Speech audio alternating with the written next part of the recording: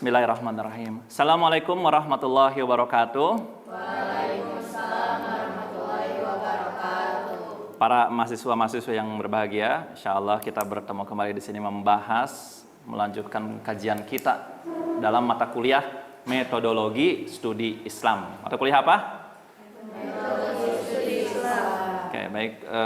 Hari ini kita akan melanjutkan pokok bahasan yang sebelumnya, tapi sebelumnya kita akan awali dengan pengabsenan dulu ya. Silakan acungkan tangan yang namanya dipanggil. Rizal Taufik, Tazila Ramadan, Azra Ar-Rubaya. Oke, alhamdulillah hadir semuanya ya. Baik para mahasiswa-mahasiswa sekalian, pokok bahasan kita hari ini adalah mengenai pendekatan-pendekatan dalam studi Islam. Tampilkan di PowerPoint. Pada pertemuan-pertemuan sebelumnya, kita sudah membahas mengenai apa itu studi Islam, apa itu metode, apa itu pendekatan-pendekatan.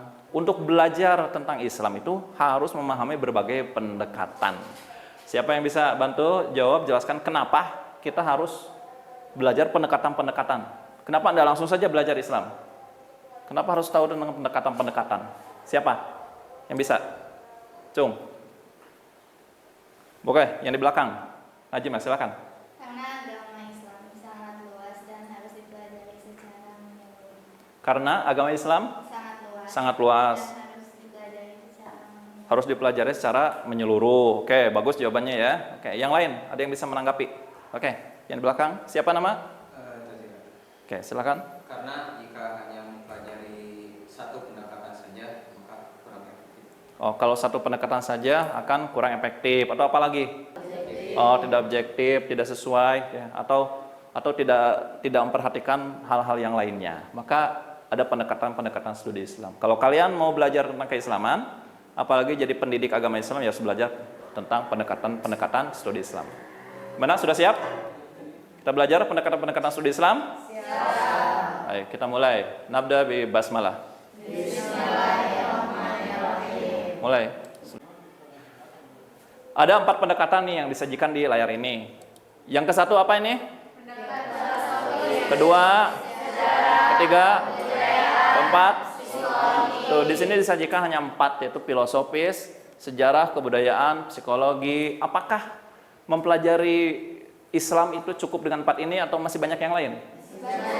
Sebanyak yang lain, ya. Tapi kita coba bahas dulu yang ini hanya filosofis, sejarah, kebudayaan, psikologi. Ada ilmu yang lain tidak?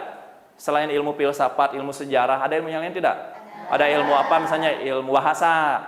Ya, ada ya? Ilmu apa lagi? Ekonomi, bagus. Ilmu apa lagi? Ilmu tentang kesehatan, medis juga. Perlu berbagai pendekatan. Jadi, kalau orang ahli sejarah dengan orang ahli kedokteran mempelajari Islam, pasti beda nuansanya. Ya. Baik, kita mulai. Yang nomor 1 apa? Pendekatan filosofis. Silahkan. Ya, apa itu pendekatan filosofis? Pertama dari maknanya dulu. Kan kalian sudah ada mata kuliah filsafat umum ya. Apa itu filosofis? Dari kata filos dan sophia. Filos apa?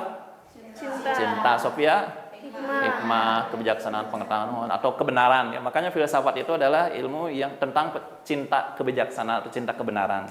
Atau ilmu yang cara pandang ini yang menjelaskan inti hakikat. Artinya mencari kebenaran, mencari hakikat. Terus kalau karakteristiknya ilmu filsafat beda dengan ilmu Al-Quran, beda dengan ilmu tauhid. Karakteristiknya apa ini? Filosofi. Logis, apa lagi? Etis, and interpretatif gitu. Oke, logis. Ilmu filsafat sangat logis. Ada enggak ilmu yang ada logis? Ada enggak? Ilmu-ilmu yang tidak menekankan logika, ada enggak? Ada. Ilmu olah suara, misalnya menyanyi itu ilmu seni itu menekankan bukan kepada akal tapi kepada rasa. Ya, memang ada ilmunya, ada teorinya, tapi juga kepada rasanya, kepekaannya. Ada ilmu apalagi yang logis hanya filsafat saja. Ilmu apa lagi yang logis? Yang logika, matematika, betul. Nah itu ya logika. Ngerti ya? Yang logis terus etis. Etis itu berarti ada aturan-aturannya, ada tatanya, ada prosedurnya, ada alurnya, ada kaidahnya. Ada ilmu yang fleksibel, yang bebas, ada yang ada rambu-rambunya, ada. Contohnya filsafat. Interpretatif, berarti interpretasi itu apa? Menjelaskan, memaparkan. Jadi tujuannya memaparkan. Ini filosofi ini penting nggak buat mempelajari studi Islam? Penting. Ini contohnya nih, buat apa nih? Ini ada ajaran-ajaran Islam, asas-asas Islam. Kan harus kita cari hikmahnya. Bisa nggak nyari hikmah-hikmah ajaran Islam pakai matematika? Oh, nggak bisa ya. Pakai kedokteran nggak bisa. Salah satunya yang bisa dipakai untuk nyari hikmah-hikmah dari ajaran Islam adalah filosofis. Pakai filosofi. Harus pakai etis, ada aturannya, kerangkanya, dan diinterpretasi dari ajaran Islam yang sudah ada.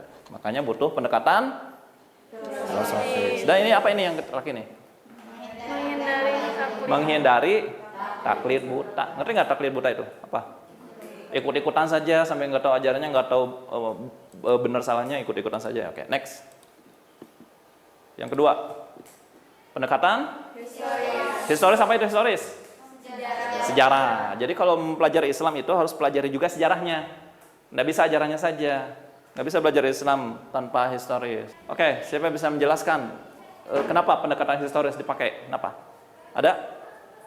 Mahasiswa-mahasiswi? Cung? Ya, silakan.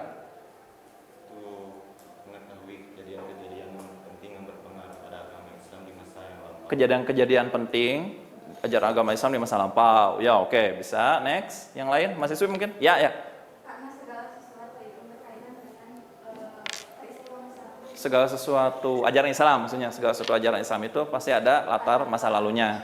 Ya, oke, itu bisa dipakai. Tuh. Jadi pendekatan historis ini gunanya supaya kita pelajari Islam ini mengkaji latar waktu, peristiwa. Jadi waktu turun kejadian waktu turun ajaran perintah tentang itu terjadinya ketika sedang situasi apa. Nah, makanya dibutuhkan wawasan tentang sejarah. Jadi tidak taklid, nggak begitu saja follow gitu, tapi ada aturannya. Terus juga membandingkan ajaran Islam dari masa ke masa. Karakteristiknya sejarah apa ini? Kronologis, kontekstual. Kronologis itu apa? Kronologis, tahu nggak apa itu? Kronologis. Berurutan dari masa ke masa. Apa lagi? Bertahap. Good. Kronologis, berantai, bertahap dari masa ke masa. Kontekstual. Kontekstual itu sesuai dengan konteksnya, sesuai dengan maksudnya, sesuai dengan kondisinya. Bisa jadi kalau kita lakukan beda konteks, itu jadi salah. Makanya kontekstual, secara historis pada masa itu. Interpretatif untuk menjelaskan, menginterpretasi. Ya, untuk menafsirkan. Oke, contohnya. Buat apa ini pendekatan historis dalam ajaran Islam contohnya? Kenapa konteks hadis harus pakai historis? Maksudnya gimana? Oh ya, bagaimana? Karena dalam hadis ini, hadis itu dipelajari dari riwayat dari suatu masa ke masa selanjutnya. Oke, baik. Ya, ada rawi, dari para rawi ke rawi dilestarikan berantai, maka itu ada sejarahnya, ada historisnya. Bagus. Ada lagi apa nih? Penting tidak pendekatan historis? Contohnya apa ini yang kedua? Kisah teladan para sahabat, para ulama gitu, para ulama salafus saleh gitu. Baik, next. Pendekatan budaya. Nih, pendekatan budaya ya. Penting tidak mempelajari budaya? Penting. Kan ini kita kenapa Pak Dokter, Pak dosen kenapa mempelajari budaya? Kan kita mau belajar Islam. Kok belajar tentang Islam dan budaya? Penting. Ini contohnya nih ya, dalam dakwah nih, kalau dakwah tidak menghormati budaya, misalnya kalian mau berdakwah ke sebuah budaya tapi tidak tahu tentang budaya itu, seenaknya saja, itu akan menerima dakwah kita? Tidak akan. Makanya kita harus paham budaya. Ya. Kemudian mazhab-mazhab fikih juga itu dipengaruhi sama budaya wilayah masing-masing. Ya. Next. Yang terakhir adalah pendekatan psikologi. Kenapa belajar pendidikan agama Islam tapi harus belajar psikologis? Harus memahami psikologis. Emang agama Islam ada hubungan dengan psikologisnya? Ada tidak? Ada. Islam agama dengan psikologis manusia ada hubungannya? Ada. Ini contohnya apa nih? Tuh, agama Islam bisa mempengaruhi aspek psikologis. Apa ini disebutkannya? Apa saja? Motivasi psikologi, emosi psikologi, apalagi? Kepribadian itu psikologis, apalagi? Kesejahteraan mental, ya. Kebutuhan mental, pemenuhan kita, ketenangan kita, itu juga aspek-aspek psikologis. Ternyata itu juga yang dikembangkan oleh agama Islam. Ya, next. Cirinya apa ini? Empiris, karakteristiknya kemudian reflektif. Empiris, tahu enggak empiris? Belum ya? Empiris itu adalah dari pengalaman. dari realita, dari kenyataan. Makanya biasanya psikologis melalui observasi. Observasi itu diamati, itu perubahannya bagaimana, dan ada indikasi-indikasi kejiwaan apa gitu. Kalau emosi begini, kalau orang yang tenang begini, itu dalam ilmu psikologis. Contohnya nih, psikologis dalam Islam. Apa ini? Peran zikir untuk apa? Zikir kecemasan. Ada kan ya itu ya? Ada thariqah-thariqah yang menggunakan pendekatan zikir buat menangani orang-orang yang stres. Ada itu kan? Itu juga ada hubungannya dengan psikologis. Ada lagi nih. Apa nih? Puasa pengendalikan diri. Sepintas kan puasa tidak ada hubungannya dengan pengendalian diri, tapi ternyata itu puasa itu ada aspek psikologis. Next, habis. Nah, ini dia kompilasinya, nanti boleh dibagikan. Boleh dibagikan? Oke. Baik, sekarang akan ada kuis sedikit ya. Kita cek nih. Tampilkan. Silakan tampilkan kuisnya. Oke, ini ada kuis nih. Apa pengertian dari pendekatan filosofis dalam studi Islam? Bagaimana ini maksudnya? Pendekatan filosofis dalam studi Islam. Maksudnya gimana? Ya, silakan. Pengertian dari pendekatan filosofis dalam studi Islam adalah hikmah dan kebenaran dalam asas Islam. Oke, untuk mencari hikmah dan kebenaran dalam asas-asas Islam. Yang kedua nih, bagaimana pendekatan filosofis membantu umat memahami ajaran Islam? Bagaimana itu? Siapa? Davina Sabila. Ada? Ya, gimana? Jadi untuk menjelaskan inti, hakikat, dan makna dalam ajaran Islam. Gimana? Untuk menjelaskan inti, hakikat, dan makna. Oke, membahas hakikat, membahas inti, esensi dari ajaran Islam. Good. Next, yang nomor 3, perbedaan historis, karakteristik apa ya? Jelaskan karakteristik pendekatan historis. Jadi kalau pendekatan historis, karakteristiknya bagaimana? Siapa? Ya, silakan. Karakteristik pendekatan historis dalam studi Islam ada 3. Yang pertama, kontekstual. Oke. Maksudnya sesuai dengan konteksnya. Ya. Yang kedua, kronologis, cara bertahap. Yang ketiga, interpretatif, yaitu menjelaskan atau memakan. Bagus. Mumtaz. Next, apa ini? Mengapa pendekatan historis penting untuk memahami konsep Islam? Kenapa? Siapa ini? Intan. Kenapa penting pakai pendekatan sejarah? Mempelajari Islam kok harus mempelajari sejarah? Karena untuk mengkaji latar waktu, tempat peristiwa, dan kondisi sosial dan politik. Oh, mempelajari kondisi situasi sosial saat itu, ya, ketika ajaran tersebut diturunkan. Ya, oke, baik, skip. Baiklah, mahasiswa sekalian, sekarang masuk sesi tanya jawab. Ada yang mau ditanyakan tentang pendekatan-pendekatan ini? Silakan, Cung. Oh, ditanyakan. Ya, mulai. Bagaimanakah sebuah mazhab dalam pendekatan sosial kebudayaan? Mazhab dalam pendekatan sosial kebudayaan. Ya. Mazhab dalam pendekatan sosial kebudayaan. Oke, mazhab itu berhubungan dengan pendekatan sosial kebudayaan. Kenapa? Pendekatan kebudayaan, kenapa pendekatan sosial? Coba, mazhab itu cuma satu atau banyak? Banyak. Budaya cuma satu atau banyak?